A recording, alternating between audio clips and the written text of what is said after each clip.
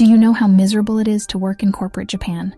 This is a day in the life of a Japanese corporate slave who contracted COVID-19 but still had to work. Maru arrived at the office at 7 a.m., but was forced by her boss to go home and quarantine due to her positive COVID test. Once home, Maru decided to eat first. She had been feeling unwell for a few days, but thought it was just lack of sleep.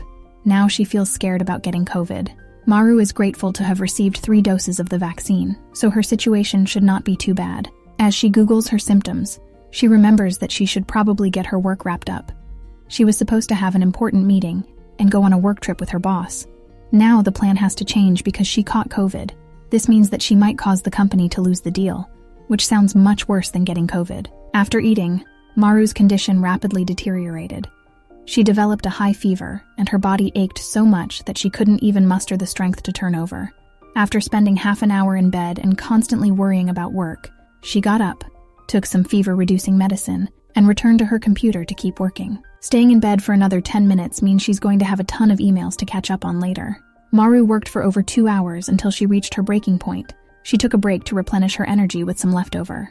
At this point, her body temperature had risen to 102 degrees, and she was experiencing worsening throat pain, chills, and difficulty breathing. She could only endure the discomfort and fall asleep.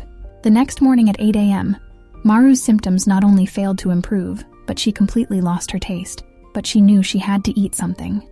Maru heated up a corn cob and sat down on the floor to eat it. However, the corn tasted just as expected, with all its flavor stripped away. Before Maru could finish the corn, the client urgently called for an online meeting. She quickly changed into a shirt and sat in front of her computer, waiting for the client's call. Although her clients were not pleased with conducting negotiations online, the final outcome was satisfactory, and Maru was able to successfully hand over the work to her colleague. Following the meeting, she heated up some porridge and continued to work while taking fever-reducing medicine due to her severe throat pain. 2 days later, Maru found it difficult to get up due to being in quarantine.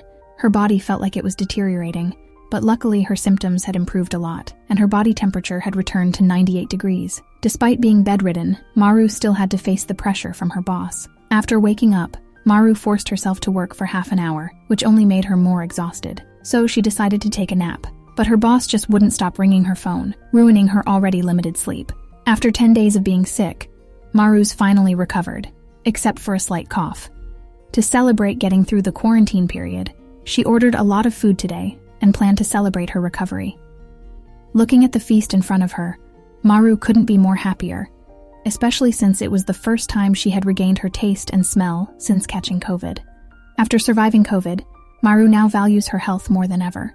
She scarfed down her food in just 10 minutes.